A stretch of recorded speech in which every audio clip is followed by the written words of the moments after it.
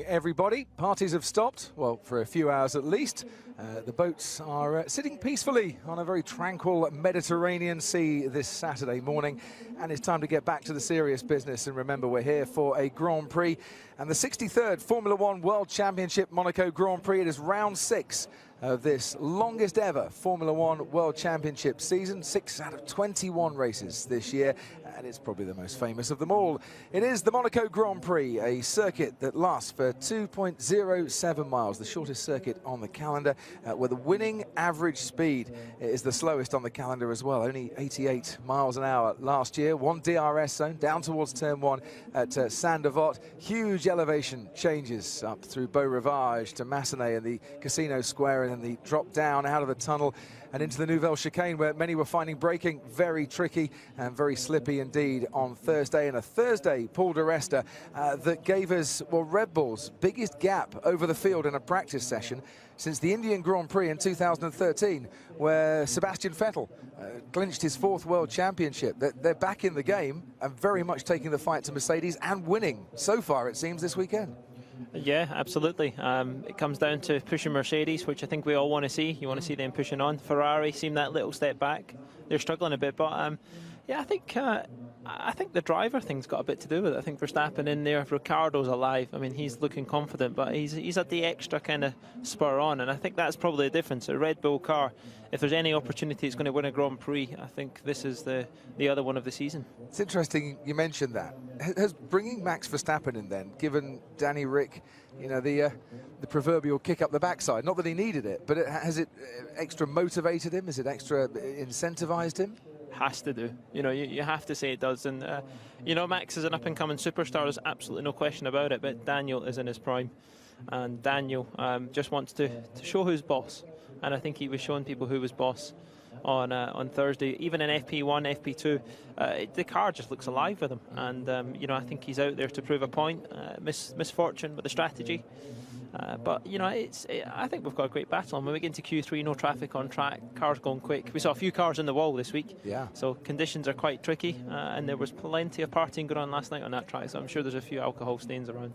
Yes, they've swept it, but they haven't cleaned it, as it were. Daniel Ricciardo, fourth places so far this year, as Mark Webber had coming to Monaco in 2012, and he went on and won that race. Ricciardo 5th in the Drivers' Championship. Hamilton now 43 points behind his teammate, but separated the two Mercedes drivers by Kimi Räikkönen, currently 2nd in the championship. Danny Kvyat down at Toro Rosso now after swapping with Max Verstappen. It's just ahead of Romain Grosjean, and the points go all the way down to Stoffel Van Dorn, who of course picked up that 10th place in Bahrain on his Formula One debut. We look into the cockpit of the Haas car. Romain Grosjean and Esteban Gutierrez both struggling on Thursday in practice.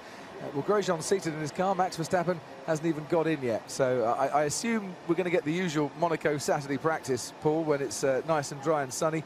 And some teams waiting for others to go out and clean it up a bit more. No, I kind of disagree with you. I think they're all going to be out there getting moving. I think some teams have got a bit of a point to prove. It's a mixed-up order, you know, the way it's kind of run so far. But you know, they've all got 2 sets. These sets of tyres can last up to 10 laps to do a quick lap time. Traffic dependent. They were all being on the naughty side the other day, blocking each other. We saw Daniel and Kimi certainly making the best of that, the best impression. But you know, the fans are here to see it. The fans want to see Formula One cars become alive and see the beasts unleashed. The beasts unleashed. Oh, Verstappen's not going anywhere. He's not going anywhere in a hurry either. Let's give you some practice pointers from Mark Hughes of Motorsport Magazine. Mercedes needing to improve their front tyre usage. They had an extra day, of course, from Thursday practice to Saturday practice, and Nico Rosberg saying they needed it as well if it's ready to fight with Red Bull for pole later, and it does seem to be a Mercedes-Red Bull real fight for pole a little bit later on. McLaren looking to improve upon their car understeer balance from Thursday. The setup window seems narrow. Had a chat down at McLaren this morning. They said just switching on the tyres, getting the tyres warm enough was a real struggle for them in practice on Thursday. And Williams trying to tame an oversteer balance, with Felipe Massa in particular having a lot of work to do, of course, after he missed most of FP1 after crashing at Saint-Devote. Probably the corner he really doesn't like in Formula One. He's had quite a few mishaps with that particular corner. It's 11 o'clock here in Monaco. The light is green. Esteban Gutierrez continuing where he left off on Thursday by getting out onto the track first. First out, first for something, isn't it? Clear track. Yeah. Clear track for the install, but no, I think most teams are prepared to do an install, get out there and just check everything's been all right. You know, the thing is, it's a strange Grand Prix this because you know, all the teams were in at 8 o'clock yesterday morning, 8:30, and essentially worked in the cars all day. It just you can overthink this one, and I think sometimes, obviously, with the normal program, they're just running on Friday, finishing at 3:30 in the afternoon and rebuilding the cars. They can do it, but it seems to drag on a bit. But well, no one gets a day off here on Friday. No, it's not allowed, is it? No. Not in Formula One world, it's not allowed. You'd have been working hard yesterday? Yeah, I was working quite hard. I had a nice relaxed lunch, and then had a few different appearances to do yesterday evening, but I was tucked away up in bed quite early. Thanks. I was in Casino Square yesterday having a really great chat with Olivier Panis. 20 years ago, of course, the Frenchman won here on the streets of Monte Carlo, last Frenchman to win this race, and he was talking about that 96 race, and we've got a feature coming up later today on Sky Sports F1, looking back on the race that Panis won and Johnny Herbert finished last, but still stood on the podium. As he never, ever wants to let us forget. It's it was a great insight to what it was, didn't it? Just seeing what Formula One was, and the people on our team involved in that as well. So, obviously 20 years on, where Formula One cars moved on to, and it's very different, obviously, these hybrid evolutions, but equally, when you watch the onboards, just as much of a challenge as far as I'm concerned. So, making his way round Rascasse at the moment, Kevin Magnussen. Rascasse, Ted, the scene of much revelry this weekend. I'm amazed that the confetti has all gone. There was, we were knee-deep in it as we walked home the other night. Well, it is impressive. Morning, David. Morning, Paul. Morning, everybody. It is impressive that the confetti or the sort of glitter is swept up. I've always imagined it was a machine that comes and sort of sweeps the track clean, but there's so much of it. You might need a few guys and girls with brooms out there, but they have done that. And the stage is set, Crofty. The players are ready, and all attention is on the blue, red and yellow cars of Red Bull Racing, and the silver arrows as well, because that seems to be the closest fight that we're going to have all year in terms of a Saturday. We're going to have that today, and I'm really looking forward to seeing whether Red Bull have actually just stayed with what they've got. Christian Horner, team boss, tells me that they haven't tinkered too much with the cars in terms of Daniel Ricciardo's setup. So happy was he. What has happened is that the cars have converged on setup. So Verstappen on Thursday was less satisfied with the balance of his Red Bull Racing Renault, and has actually moved towards Ricciardo's setup. So let's see if the difference between the two is a little closer than it was the other day, and let's see what Mercedes do to actually help understand the tyres. And I think it is that, isn't it, Crofty? They haven't fallen off the face of some development cliff, and they don't understand what's happening with their car. It's just that they haven't got these ultra-soft purple striped tyres, or even the red stripe super soft in the correct operating window just yet. As was the case with the super soft tyre traditionally with Mercedes as well. They never made the performance gains in terms of relative pace that others did as well. But then again, they didn't need to, Paul, because they always had the fastest car at that particular time. This weekend, they probably haven't got the fastest car, or certainly not on these ultra-soft tyres. Well, we've not. I'll remain on the bench for that at the moment because stranger things have happened, Crofty. A bit of sandbagging, but it was interesting. I was at an event last night with Adrian Newey, and he was kind of talking to the people that we were speaking to, and front warm-ups, what he was alarmed to on the super soft. He was just saying the energy you can get into the rear tyres around Monaco is obviously quite a lot. It is a high working range compound, this ultra soft tyre, so the track needs to be as hot as it can be, the energy into it, and they were just struggling to switch them on. Well, if they were struggling to switch them on, I hate to think what other people are doing, but it's definitely the preferred tyre. It seems to be lasting quite well, and it just shows you the Formula One cars working around here quite well. Jolyon Palmer fastest at the moment with a 1:18.7, or he was, until Kimi Raikkonen crossed the line and put that to one side. A 1:16.9 from a man who hasn't finished in the top 5 here since 2009. Critically for Kimi, that was also the last time he qualified in the top 4 in Monaco. So if he can get his qualifying right, then he might be able to do that again. But he's got a real scrap on his hands. They're not going anywhere in a hurry at Red Bull today. I think they're quite confident. I think the track definitely comes to the car, and where they left off on Thursday, I think they just need to polish her and then send her back out, don't they? Yeah, unlike Kevin Magnussen at Renault, bizarre accident at the final corner. He turned and the car just didn't go, didn't grip at all. It was slow speed, wasn't it? Yeah. The inside wheel just, just not able to rotate. It was kind of like I want to say like a 50 pence piece, just turning and not rotating, and it almost looked like it ran out of brakes in a sense. Ted, do you know what Renault have done in the 24 hours since Thursday to try and combat the problems? Yes, Crofty, Renault have gone back to the old suspension. So it's the old suspension on both Magnussen and Palmer. So just to recap for anyone who missed this story, we were talking about it on Thursday. They did the test in Barcelona, the Renault team, with this new upgraded suspension. The drivers said it, or rather Kevin Magnussen, who tested it, said it felt pretty good. They were happy with it, but they come to Monaco, and Magnussen said the new suspension actually made the car worse.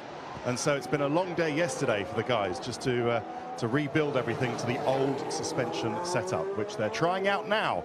We'll follow that, whether it helps things. Thank you very much indeed. We're on board with Sebastian Vettel, who went in backwards at Mirabeau. One of a couple of incidents that he had on Thursday. And he looks like he's backed off a bit on this lap.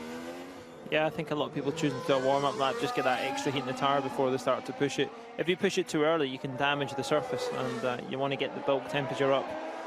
So the tyre, when it's taking curbs, like Rosberg's doing at the moment, it just protects it slightly and lasts a bit longer, really. Nice and aggressive through the second part of the swimming pool chicane.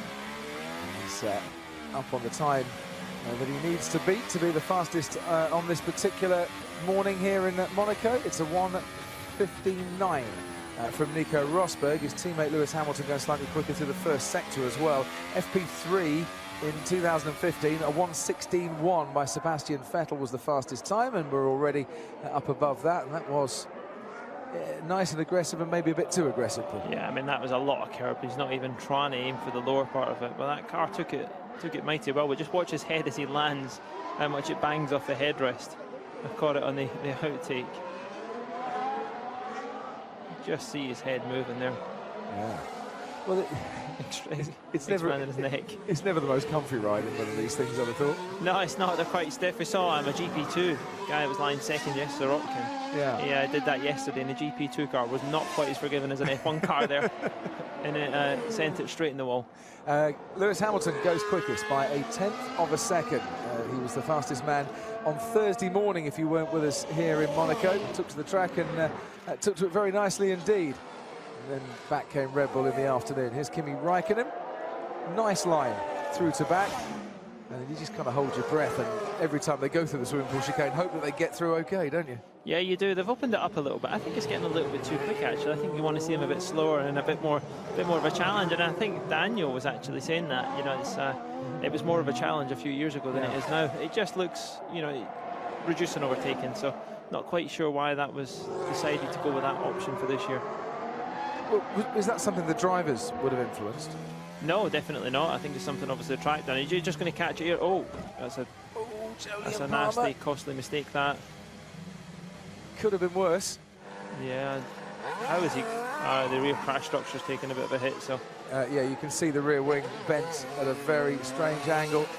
Once again, Jolyon Palmer, who dinked the arm coat on the final corner at Anthony Noge, and then had a bigger accident at Tabac. And this one, has he caught the inside of the barrier there? No, it's just lost it on the curb. Yeah, that's quite a... He was lucky to get away with the damage he's got away with there, get the car back for him to get it fixed. Well, the rear wing end plates have kind of taken the hit and protected, the important stuff with the diffuser and the gearbox and the rear end of the car. But Paul, Ted, I should say, it's another mistake for Jolyon Palmer, isn't it? That's a real doozy, that one, Crofty, because that's an integral part of the car. I'm just having a look. That rear crash structure doesn't get changed easily. Of course it can't, can it? It needs to be integral. That's why it's a rear crash structure. It's obvious. But yeah. I think this might put him out for a good 15 minutes. I'll let you know. It's kind of part of the gearbox as well, Ted, so that could be a gearbox change sometimes as well. Oh, could be. Ted, did you see much damage then? Yeah. To the rear? Yeah. It just looks like It looks like it's been sort of semi crash tested. Ooh. Looks like it's been opened with a tin opener. Sort of flattened at the back. Yeah. So I'll keep an eye on it. Hopefully they might just be able to take the old one off completely. In fact, I think that's what they're going to do, is unbolt it from the gearbox with the rear wing and the DRS and everything, and just put a brand new rear end on it south of the gearbox, if you see what I mean. Cheers, Ted. We'll come back to you in a moment and talk Halo news as well this morning. We're on board with Sebastian Vettel at the moment. Lewis Hamilton backed off on that quick lap he was on. Yellow flags. Yep. It's interesting. I was just going to say, there's, the 2 Ferraris and 2 Mercedes are within a tenth and a half at the moment. It's going to change now, obviously, as Vettel goes 4 tenths quicker than Hamilton. But I think Hamilton has got something sitting there. He's chosen not to abort this next lap as well, probably just to cool the tyres down, given where he was pushing before. In terms of the tyres, it seems these ultra softs are durable enough to last for a long enough distance to then make the one stop, go onto the super softs and complete the race. I think we're in dry conditions. We're still very much looking at a one-stop race here, aren't we? Yeah, I think so. It's just so difficult to overtake. So they're, it's how do you play it out? Do you want to run a bit longer, like some guys did in GP2 as well? They just choose to get the free track, and I think that's probably the more preferred way, because a new set of tyres being stuck behind some is probably the worst case scenario. That's assuming, of course, it's going to be dry. Thunderstorms forecast for tomorrow as Felipe Massa there crosses the line and goes 7th fastest.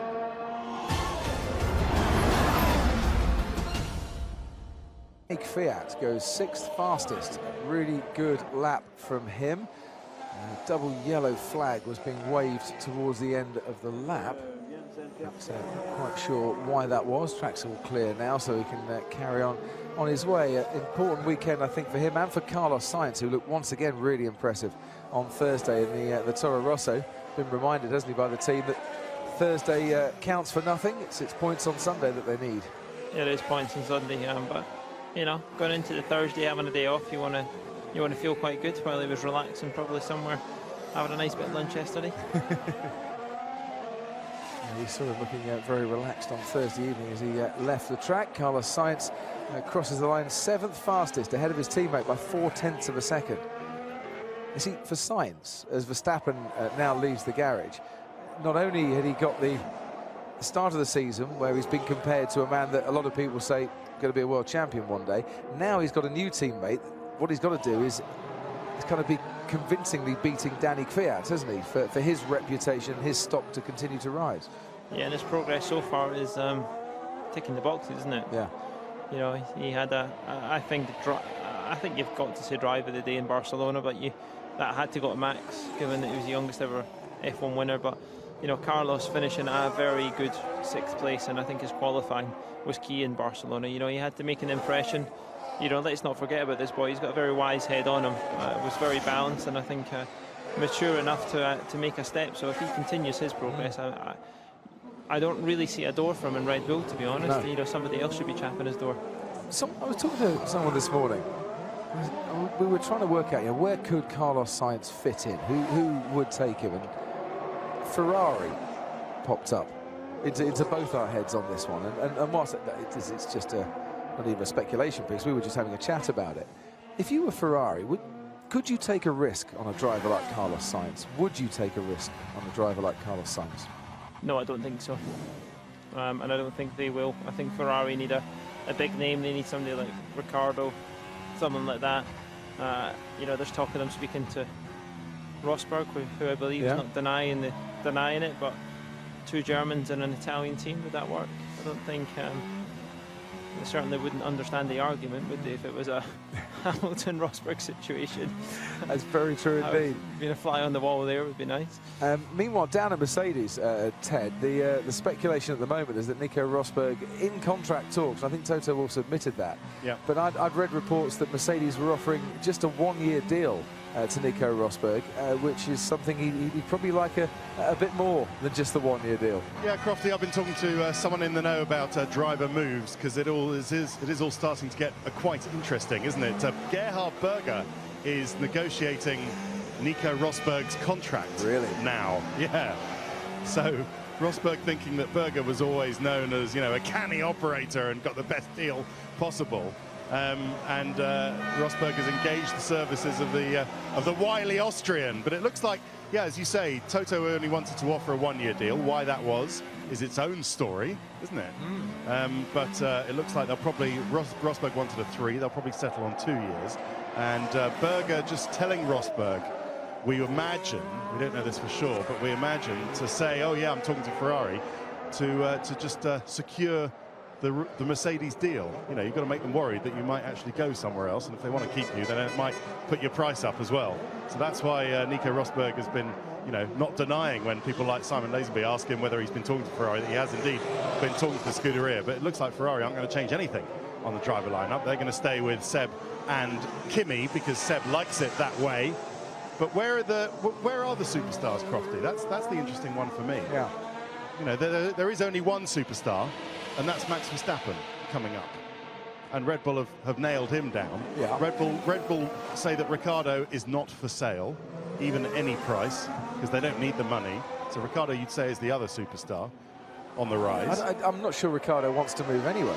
Well, okay, but you never know, for sure. And well, he might fancy it Ferrari later down the line, yeah, as we believe all drivers do. But at the moment, with the regulation changes for 2017, yeah, Red Bull's, you know, being kind of a Red Bull concept, a lot of these changes and proposals, why would you move from a team that might just have been looking into this a lot more sooner than others? Exactly. Van Dorn's the other superstar, but we think he's going to be a McLaren driver next year, which will leave Jenson Button on the move, probably to Williams. Well, no one's denying that story yet. Yeah, Felipe Massa probably into retirement. Valtteri Bottas not going anywhere. Bottas's shine has been decreased slightly. I'm not hearing him in connection with any top drives. Ditto Hulkenberg or Perez, which I think is a shame, because I think they could do a great job, either of them, back at Ferrari. And sort of if Ferrari do have to take a change and drop Raikkonen, then, well, you've got Grosjean, I suppose, but it's a bit, you know, comme ci, comme ça with old Grosjean, isn't it? Yeah, well, so that's kind of the situation as we... And the thing is, Romain Grosjean's 30. So, you know, you're kind of replacing 130-something with another. But I think Ferrari Sainz is a little too soon. Yeah, exactly. It's not the Ferrari way to take a kid like Sainz. Like it was a conversation. Let's just have a little look at Daniel Ricciardo. Now, second and third sectors is where he was picking up all of his time, or most of his time on Thursday, and he's picked up a 10th in the final sector there, Paul, just to lie 100th of a second off Nico Rosberg. Yeah, pretty decent, given that the tyres, they went out a lot later. Red Bull chose to sit in the garage, but he just looks alive, doesn't it? Yeah. Straight out, he's straight back on it, and yeah, the Mercedes guys are in the garage, obviously, making some tweaks. They chose to run quite early, so be interested just where the tyres develop, because I think everybody's probably going to be on the lower side of fuel at this point. He's driving the car with a swagger and an air of confidence. He's certainly a lot more aggressive than the languid swagger that he employed on the catwalk last night. The fashion show. We missed you there last night, Paul. Everyone was saying, where is Paul di Resta in his brand new suit? Why did you choose the fashion show?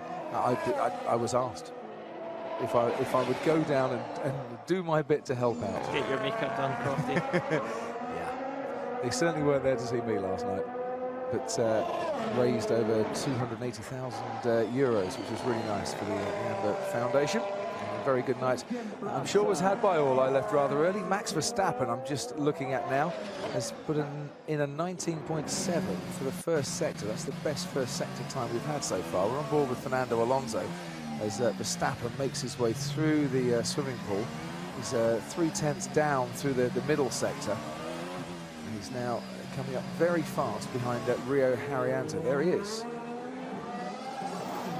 Verstappen, this could be close to the fastest time. And a bit to make up in the final sector, but let's have a little look. And he's a couple of tenths down, 1:15.3 for Max Verstappen. And it's at the middle sector here, Paul. You as a driver, you can influence things an awful lot by just how close you're prepared to go to the Armco and how close to the wind you want to sail. Absolutely, it's a difficult one, breaking down into the chicane at the exit of the tunnel, but yeah, proven to be altogether. Daniel was a bit off him in the first sector, but equally improved on his best time. This is a guy I want to see over on board with. I want to see where Alonso, Button, where they fall into this battle, because these are two guys that are some of the best round here. Yeah. And you know, this McLaren's been widely ranged as what a great chassis it is. So let's show it. McLaren think Q3 could be tricky because of Force India and of Toro Rosso. Daniel Ricciardo has put in a 35-1 for the middle sector. That's gone magenta. To give it its proper colour. There he is. Crosses the line. And into the 114s, a 114.8 for Daniel Ricciardo. So nearly 4/10 up on Nico Rosberg. And at this stage of the session, I'm glad that the Mercedes are now coming out to maybe respond to that. We don't know the fuel levels that are on board, but they'll want to try and respond. They won't want Red Bull going into qualifying thinking they've got that big an advantage. Yeah, they're out on a used set of tyres, remember, same set on, so they're obviously a bit of a balance check. They've obviously had a clear programme, maybe trying a few different things with each.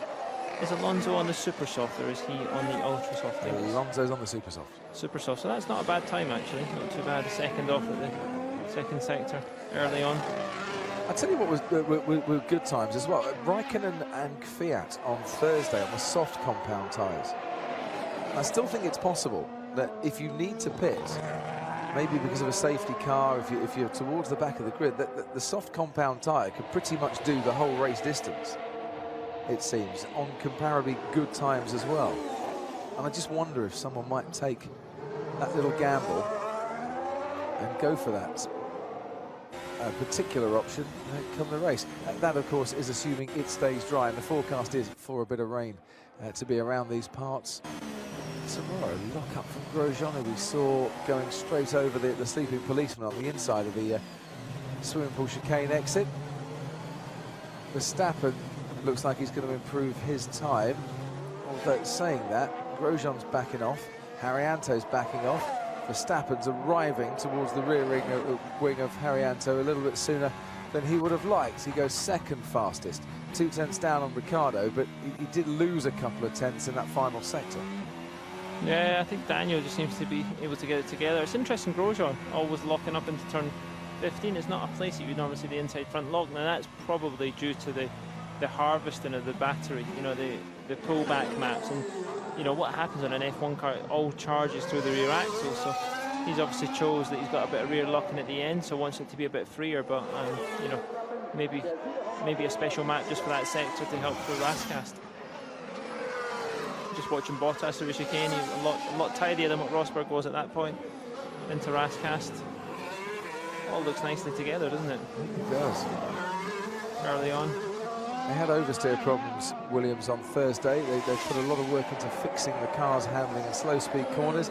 Still only 13th fastest, and you feel that Williams are continuing their struggles a bit. This is Max Verstappen coming out of the swimming pool chicane. How close to the barrier do you want to get, Max? Breathe in.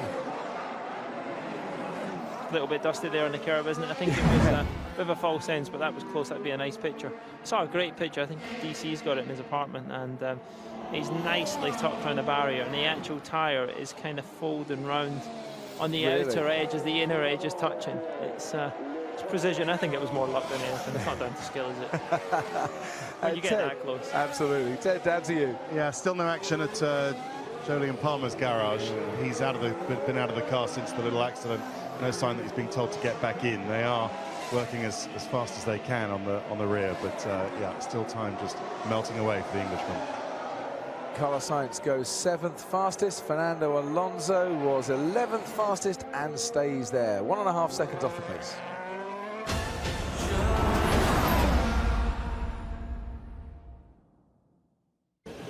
On board with Felipe Nasser at Sauber. He's finished every race this season, never higher than 14th though. He was 9th here in the race last year. I think it was one of his 3-point scoring finishes in the opening 6 races. It's not been the case thus far for a Sauber team that continue to struggle with their financial problems, but continue to make it to every race, and for that it is good to see. Talking of Sauber, Felipe Massa of course made his debut with the team, didn't he? So many years ago, 2001, so 2002, where Felipe Massa was in his rookie year. At the moment for Williams, Massa 12th, Bottas 14th. not looking like Q3 is going to be a possibility on the evidence of what we're seeing at the moment. I hope it's going to be. The guys are working pretty hard at it. You know, being in debriefers, so there's no secret. It's tough for them, but you know, it's early days yet. But it's you know, the Toro Rossos have got a good car, they've got a good package. Where the Force Indias, and they lower on fuel. You know, that's the ultimate battle where you need to be. But you know, it's not often you see a Ferrari down in P10 either. No, it's true. Now, you thought this Mercedes was looking a bit edgy when Lewis Hamilton was driving it. What about Nico Rosberg? It's, hopefully, Paul, we can stay through this lap and get an indication on whether Rosberg's enjoying it or not. He's not improved the first sector on what he's done, but on a used set of tyres, obviously. This is where Lewis, the rear wheels were just dragging slightly on the rears. Not as such for Rosberg, a bit of understeer. He's going to try and get on the curb. Now this is where Lewis had the distraction issues into the tunnel. Open the throttle up, yeah, Rosberg equally, just he got to the apex there, the rear becoming detached, that's not very forgiving. Difficult on the brakes, it's obviously high speed. Just to get on the second curb, straighten the car up and stand on that pedal down into the back. And can he stay flat through here, through the chicane like Ricciardo was? I would guess not. And it opens up a bit. A lot less curb this lap, isn't he, as he heads into Rascasse for the second last corner. Little lock up into Rascasse as well. What do you think that this is? Is this Mercedes heavier on fuel? Is this Mercedes struggling in comparison? Is this Rosberg kind of backed off a bit during the lap? Or struggling to get warm up into the front tyres? I just think they're struggling a bit more than we have done, saw them, and I think they're having to push things in there. You know, Hamilton's back in the garage. Looks like he's making a setup change. There's a lot of people around that car, yeah, they're not as optimised as what they are. Ted, to you. Yeah, Paul. Hamilton just did a practice start and then a lap round to come back into the pits, but he was complaining that Esteban Gutierrez in the Haas had slowed down rather dramatically in front of him, which he thought was quite dangerous. Anyway, the ultra soft tyres come off. I'll let you know what setup changes they make if they do. Just something that Mercedes was saying yesterday, that they think this might be a lap 2 tyre in terms of qualifying, i.e. not the first flying lap, but the second flying lap, for them to get the best out of these purple stripes ultra soft tyres. So that's just part of what they're figuring out now, whether it's a lap 1 tyre or a lap 2 tyre. Did you have any guidance from any thoughts from Williams of what they thought on that? Again as well, yeah. I mean, I think it's hard to do it in the first lap. I think you're just not getting the tyre energy required down this track. It's a bit smooth as well in the final sector.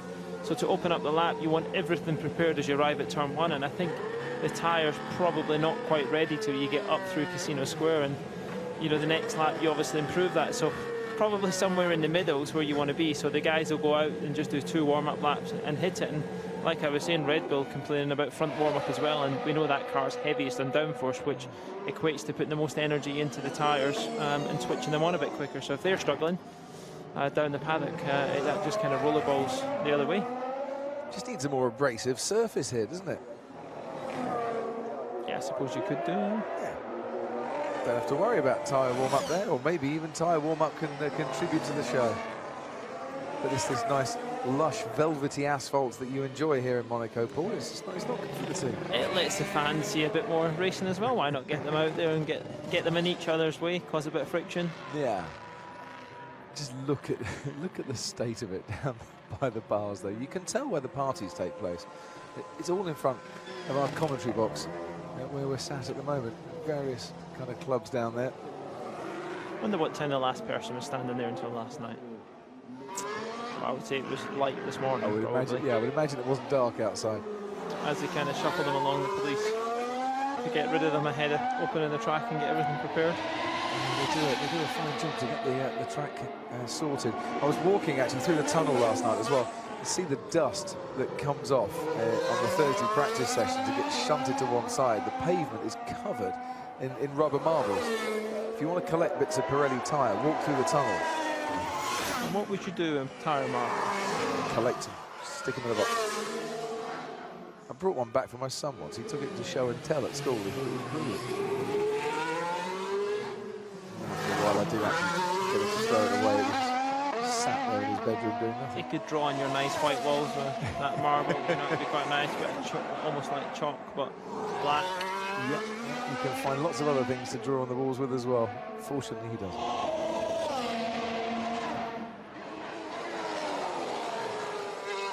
So the top 5 separated by half a second at the moment. It's this man, Sergio Perez, that is currently 5th fastest. Wonder at this stage, not quite as handy as he wanted through lows there. I don't think I've ever seen somebody so aggressive on a steering wheel into that corner. Almost threw it in like a go-kart. Saw a bus trying to get its way around lows yesterday. It was all sorts of problems. It's a very tight corner. It is tight, and the steering racks, they sometimes actually have to offset them from a normal track just to get that extra bit. It's very tight, but always manageable, and you can overtake if you're confident enough to dive up the inside of the last time. Saw some good moves into there. I think it's a certain person that we're doing the feature on tomorrow. Olivier Panis on Eddie Irvine as well. Key moment of the race, wasn't it? Yep, Panis went through, Eddie Irvine went out. Now you can hear him talking about that, as Paul mentioned. So 1:15.5, Perez not improving on his best time. To be into the 1:14s already today in qualifying, are we going to get a lap, say, of 1:12? Can we get down to that sort of a pace?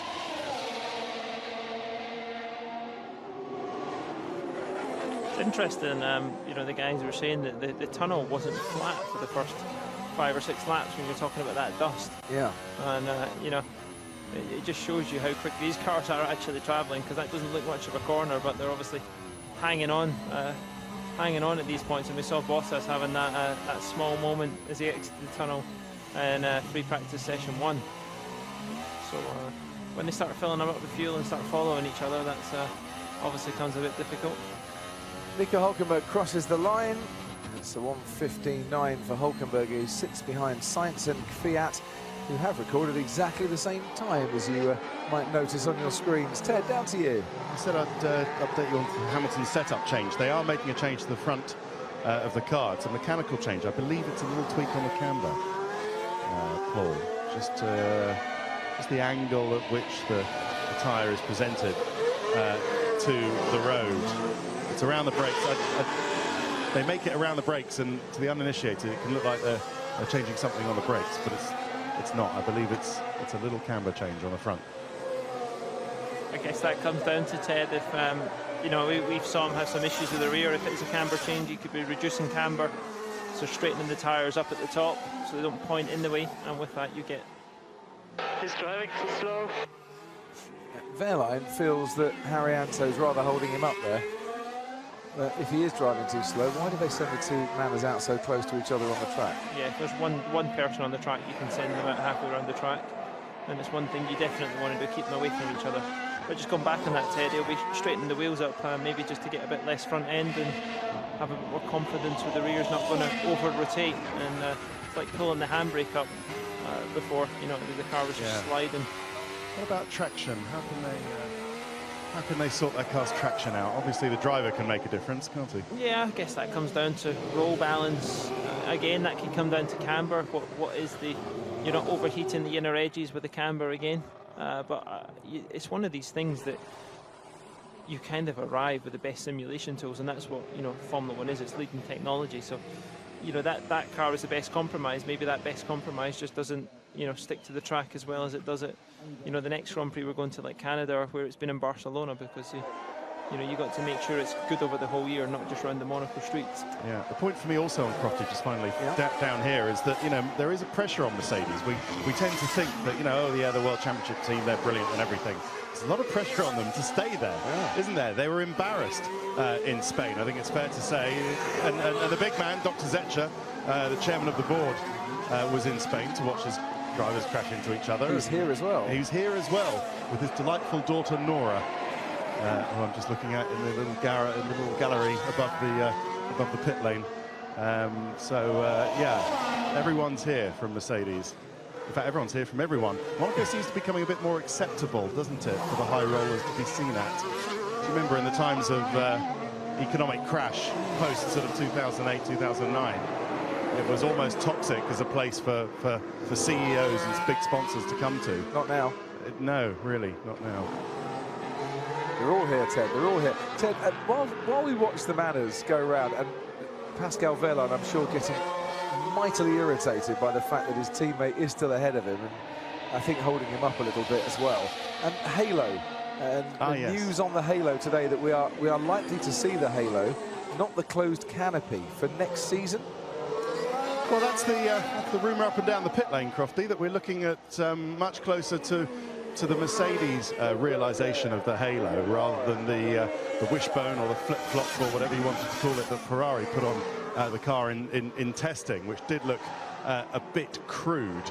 But when we're going to see this carbon fibre surround, a kind of wishbone-shaped structure which goes above the driver's crash helmet and then is supported in the middle by a strut which goes down to the front section of the front bulkhead, just in front of the driver's head, just behind the steering wheel. When we're going to see that, I don't know, because it does still need a bit of testing. But yeah, this was the line to come out of the team bosses, the technical directors, I should say, who had a technical regulations meeting here on Friday yesterday, and seemed to approve it. So whether or not people like it, I'm afraid to say it looks like it's going to happen for you aesthetic fans out there, or who like the idea of Formula One as it is, as an open cockpit. It still will be open cockpit, but for next year there'll be a great carbon fibre structure in front of the driver's head.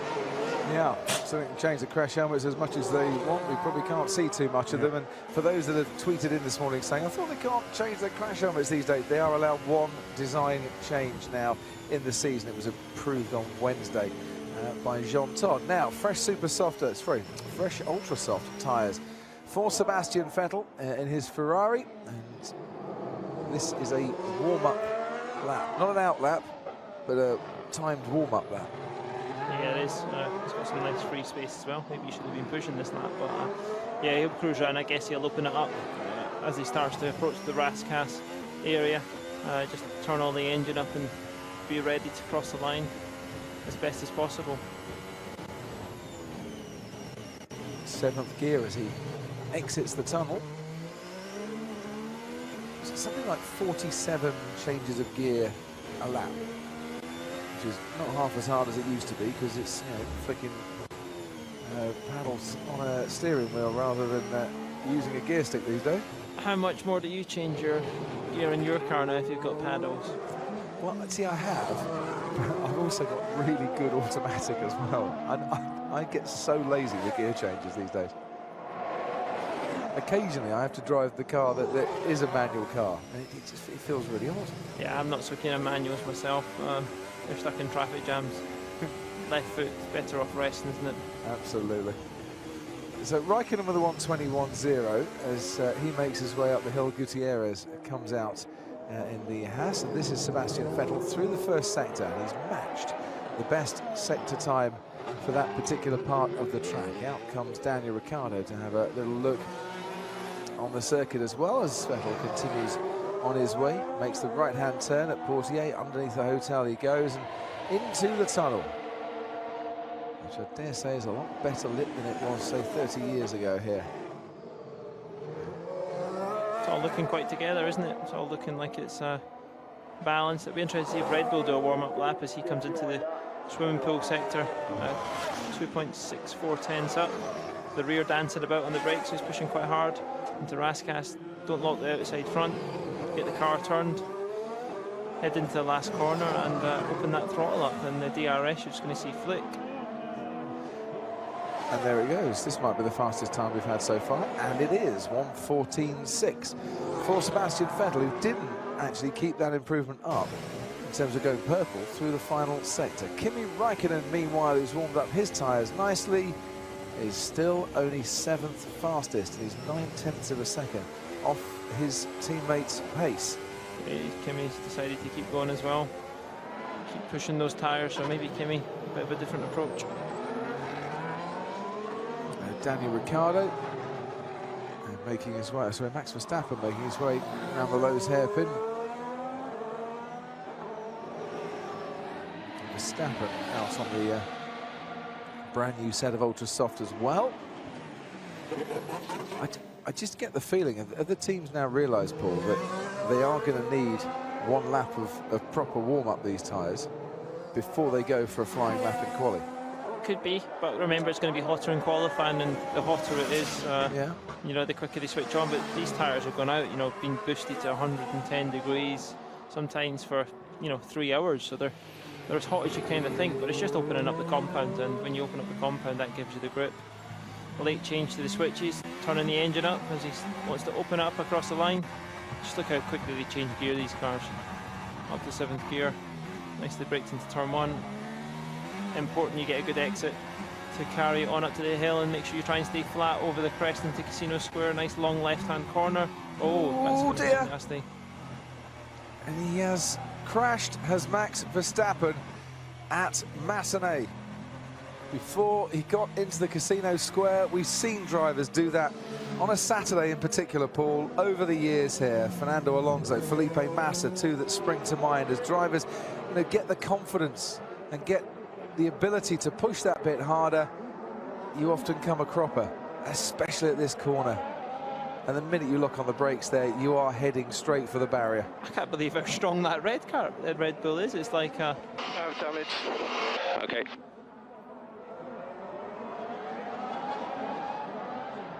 And it's taken a fair whack. He's taken a bit of speed off, but you're right. It's It's like carried a on tank, going. isn't it? I mean, it's just bounced off the barrier. But I thought, you know, that would definitely been the corner folded in, but that'll be quite a lot to get changed. You know, and it could even be a gearbox change, you know, whether that dry shaft, that could be enough just to puncture the diff. They're so thin, machined. Well, if the front's taken most of the hit, then he'll be breathing a sigh of relief if that's protected the gearbox. And Ted, he's coming your way. I don't know where you are in the pit lane. Look out your commentary box. You'll probably see me. Oh, yes, you're outside Ferrari, aren't you? I'm here to meet him. Good lad. Come on, Max. Let's see what you got. Well, all 4 wheels are still pointing in the same direction. That's good. The rear wing seems fine. Front right is obviously the one that they're having a look at, but just a front wing change, and that's all okay. Suspension is intact. A few bits of barge boards off. He's smitten the rear of that, the right rear as well. That tyre's gone, so there's no more qualifying practice unless he wants to put the old tyre back on. And it's a new nose, and that's probably about it. He's a lucky boy then, as Esteban Gutierrez goes straight on at Sandoval.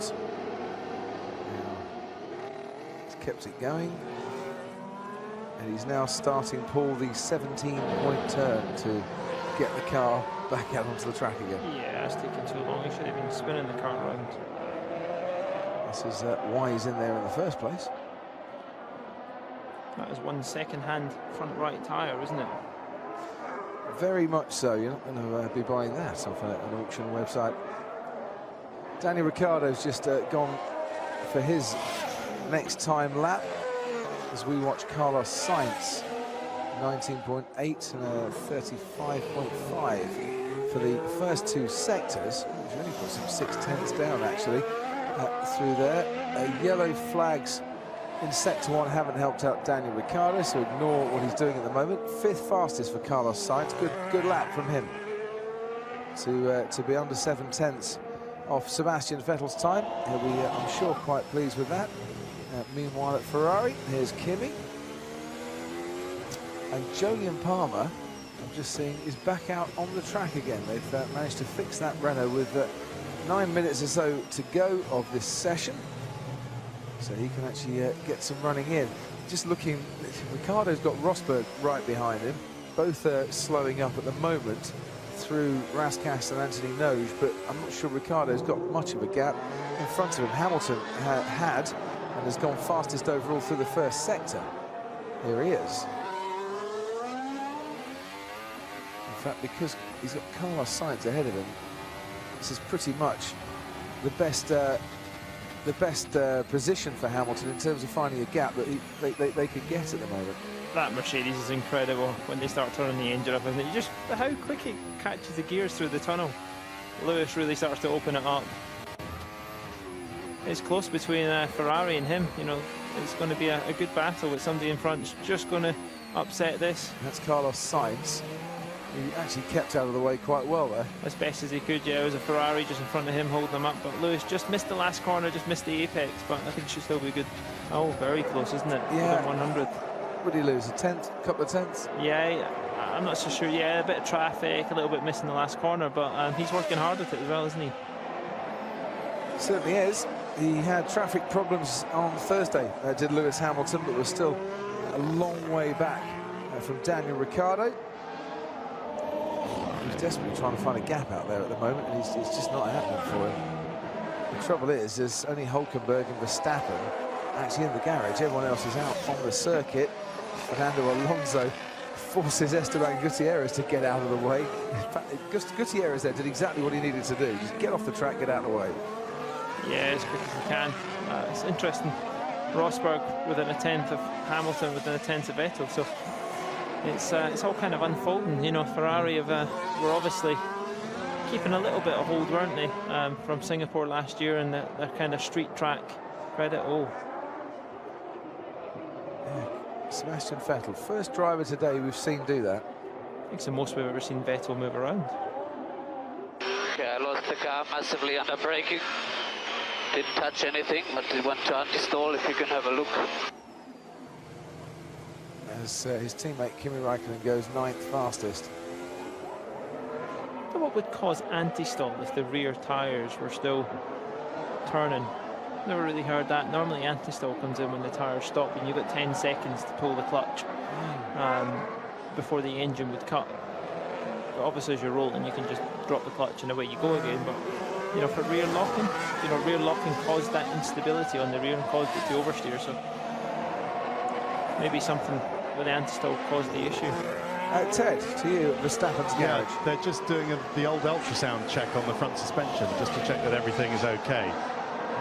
We've seen this before. There's a chap who gets his little kit out with the scope, the oscilloscope or whatever it is, and puts the probes on the suspension, and they can tell in a kind of, you know, you don't have to take it to pieces to tell whether the suspension's cracked or not. So it is just the front right they're worried about. The rear seems okay, but he's doing his thing. I would suggest they'll run out of time for another lap towards the end. So that's the practice Verstappen will get, and they'll prepare the car for qualifying now. Different engines, we should remind everybody. Ricciardo, Verstappen. Yes, one upgraded for Ricciardo, one older one for Verstappen. He gets the upgraded Renault engine come Canada. Sergio Perez just reversing onto the track as Nico Rosberg comes round, and Rosberg won't complain about that because he knows you're allowed to reverse and get back onto the track if you go off here at Mirabeau. He knows it quite well. He does, doesn't he? He went a bit further down. He certainly did. Just didn't ever look like that car was going to stop, did it? Catching the inside front, I think, as he narrowly got closer to the corner, but Raikkonen having a difficult day, isn't he, so far? When your teammate's P1 and he's P9, almost a second off. I'm just looking to see where Daniel Ricciardo is on the track. So you want to get a clean lap in, or see Ricciardo get a clean lap in. And guess what? He's finally, Paul, got himself a bit of space on the track. But as he does that, Pascal Wehrlein goes off at Sainte-Devote, and he's got yellow flags down there. Or he had yellow flags down there, which might have meant he had to back off a little bit. I kind of worry he's been out there for 3 or 4 laps. I'm not sure we're going to actually see, you know, a proper lap put in by Ricciardo here, and know quite what his pace is today as Hülkenberg threads his way past Ericsson and then past Fernando Alonso. Crosses the line with a 1:16.0, and now they're all starting to struggle to find any space whatsoever out there. And this is what brought out the yellow flags. There's Wehrlein going off at Sainte-Devote. He is, at least today, he wasn't on Thursday, ahead of his teammates at Rio Haryanto. Jolyon Palmer sandwiched in between, and as we see the flying Mercedes once again of Nico Rosberg, it's down to 10. It is Ted. Are you there, Ted? Crofty, hello Crofty. Yeah, you got me, thanks. Max update, the ultrasound is complete. The suspension's okay, tyres are going on. How long's he got left? 3 minutes 3.5 and 8 minutes. seconds. He's going out again. Good work, Red Bull boys. Well done indeed. He'll come out of the track. We'll see more yellow flags down at Saint-Devote. For what? I'm not quite sure yet. Bottas goes 14th fastest. And Ricciardo 10th and a half off the pace of Sebastian Vettel. This is why we had the yellow flags. Kevin Magnussen again. Once more, the Renault just not wanting to turn in. Everybody just increasingly pushing it. This is the last chance to kind of get the brake mark. Look at this. Precision, isn't it? God, that's a nice shot. Yeah. That's Danny Kvyat. Now, you say when it was DC, it was more luck than judgment, but has that car stalled? I think unable to probably get reverse gear. Yeah, either it stalled itself or he's unable to get first, but in all honesty, that car is now not going to get moved in a particular hurry, and that's going to force everybody to back off through Sector 1.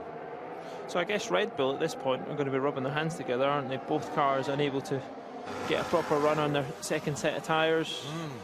P4 going into quali. So, you know, nobody's been able to take any fuel out or turn anything up that's going to scare them. And I think with track evolution, you'd, if you're kind of a betting man at this moment, you would kind of say the favourites, aren't they? Red Bull. And it can hit the walls and keep driving. Well, yeah, given that they've got, according to you, the fastest tank in Monaco. It's a pretty good looking tank, isn't it? Well, they've come out with all guns blazing this weekend. That is for sure. And further down, the battle to get into Q3 is ever so close as well. You have. You've got a second separating the top 10. You've got Massa, Alonso, Button, Bottas, Gutierrez, Magnussen, Grosjean. They're all very tight together. I think the battle to get into Q3, I think there could be quite a scrap to get out of Q1 as well. Because say if you take the Saubers and the Manners, and barring any great upturn in fortunes there, they're going to be going out. And then who is it? Renault's, Williams, Haas, McLaren. They're quite tightly bunched together. Yellow flags have gone. Verstappen's got a little bit of room on the track, and someone else has gone off at Saint-Devote. You heard the squealing of the tyres. As we watch Verstappen going through Mirabeau. Quite a way off what you could do before, isn't it? Obviously a used set of tyres, not quite up to temperature yet, but he needs to get his confidence back. And been very important he gets back out just to get a run, because you wouldn't want to be sitting having your lunch at the last moment with a good sector up into Casino Square and haven't hit the wall. Romain Grosjean was the one who went off at Saint-Devote and continued on his way. This is in the pit lane. Yeah, it's traffic everywhere. Yeah, even in the pit lane, the Mercedes mechanic having to be very aware of what was coming in. Was that just a little bit too close from the Ferrari? Never too close unless you touch, is it? I suppose the thing is, it's such a tight, cramped pit lane. You've got to come in at quite an aggressive angle. Hamilton second fastest by 100th of a second. Ricciardo has now just put in his best time through the first sector. It's not the quickest overall, but it was Ricciardo's best time. And as I mentioned earlier, second and third sectors of the track was where he was picking up all of his time. Second sector takes you from just before Mirabeau to just after to back, and then the final sector to the line. He's lost a little bit of time through that middle part, but these tyres of his now 10 laps old. He finishes nearly half a second down, so maybe the life had gone out of them. Yeah, definitely. Only 3/10 off his quickest, but you can just see the rear not able to hold on to what the front is, and you can even see the front tyres as the compound started to open up. Look at the right front end where Daniel's sitting, the inner edge. There's two kind of strips on it, and that just shows that the tyre's getting a beasting. A beasting. That's your word of the day today, isn't it? It is, yeah. I thought I'd use it. I like it. Through the tunnel with Sebastian Vettel, who has the fastest lap. It was quickest this time last year in FP3 as well. then went to miss pole by 7.5 tenths of a second. I wouldn't have believed they would have been quickest given their Thursday performance. No, he said that we had a lot to learn and we had a lot to do. The thing is that pace of Sebastian Vettel's flattered by the fact that this man crashed at Massenet, Max Verstappen, and very nearly went and lost it at the Nouvelle Chicane as well. That Ricciardo didn't get a clean lap in early on, that Hamilton had traffic as well, that Rosberg had a bit of traffic. Is that a genuine Ferrari are the fastest, or are they fastest because others couldn't get a lap together? Out on track at the right time, but you've only got to be at the top, haven't you? Trouble is for Ferrari as well, if you believe in form and stats, that he's been quickest in FP3 twice this year, in Bahrain and in China, but hasn't been on the front row in either of those races. Practice starts on the grid. They are allowed to do that because they can't really do practice starts at the end of the pit lane. And while Sebastian Vettel does that, Kimi Raikkonen heads back for lunch, or a debrief, or both.